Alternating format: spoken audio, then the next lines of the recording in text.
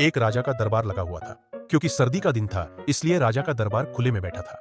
पूरी आम सभा सुबह की धूप में बैठी थी। महाराज ने सिंहासन के सामने एक टेबल जैसी कोई कीमती चीज रखी थी।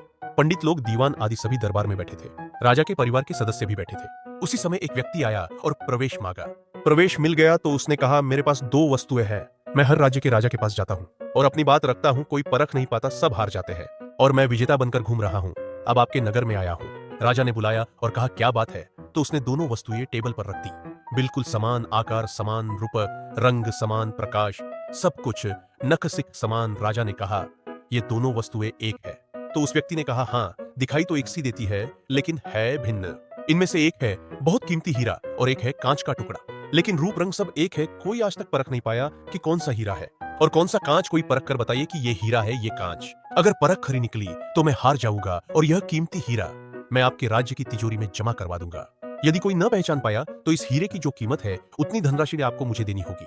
इसी प्रकार मैं कई राज्यों से जीतता आया हूँ। राजा ने कहा, मैं तो नहीं परख सकूंगा। दीवान बोले, हम भी हिम्मत नहीं कर सकते क्योंकि दोनों बिल्कुल समान है। सब हारे, कोई हिम्मत नहीं जुटा पाया। हारने पर पैसे देने पड़ेंगे, इसका कोई सवाल नहीं, क्योंकि राजा के पास बहुत धन है। राजा की प्रतिष्ठा गिर जाएगी, इसका सबको भय था। कोई व्यक्ति पहचान नहीं पाया। आखिरकार पीछे थोड़ी हलचल हुई। एक अंधा आदमी हाथ में लाठी लेकर उठा। उसने कहा, मुझे महाराज के पास ले चलो। मैंने सब बातें सुनी है और यह भी सुना कि कोई परख नहीं पा रहा है। एक अवसर मुझे भी दो। एक आदमी के सहारे वह राजा के पास पहुंचा। उसने राजा से प्रार्थना की, मैं तो जन्म से अंधा हूं, फिर भी मुझे एक अवसर दिया जाए जिससे मैं भी एक बार अपनी बुद्धि को परखूं और हो सकता है कि सफल भी हो जाऊं। और यदि सफल न भी हुआ तो वैसे भी आप तो हारे ही है। राजा को लगा कि इसे अवसर देने में क्या हर्ज है। राजा ने कहा, ठीक है। तो उस अंधे आदमी को दोनों चीजें छुआ दी गई और पूछा गया, इसमें कौन सा हीरा है और कौन सा कांच, यही परखना है। कथा कहती है कि उस आदमी ने 1 मिनट में कह दिया कि यह हीरा है और यह कांच। जो आदमी इतने राज्यों को जीत कर आया था, जिससे मैं भी एक बार अपनी बुद्धि को परखूं और हो सकता है कि सफल भी हो जाऊं, और यदि सफल न भी हुआ तो वैसे भी आप तो हारे ही है। राजा को लगा कि इसे अवसर देने में क्या हर्ज है।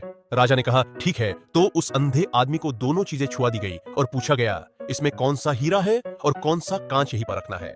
कथा कहती है कि उस आदमी ने 1 मिनट में कह दिया कि यह हीरा है और यह कांच। जो आदमी इतने राज्यों को जीत कर आया था, वह नतमस्तक हो गया और बोला, सही है, आपने पहचान लिया, धन्य हो आप। अपने वचन के मुताबिक यह हीरा मैं आपके राज्य की तिजोरी में दे रहा हूँ। सब बहुत खुश हो गए और जो आदमी आया था वह भी बहुत प्रसन्न हुआ कि कम से कम कोई तो मिला परखने वाला।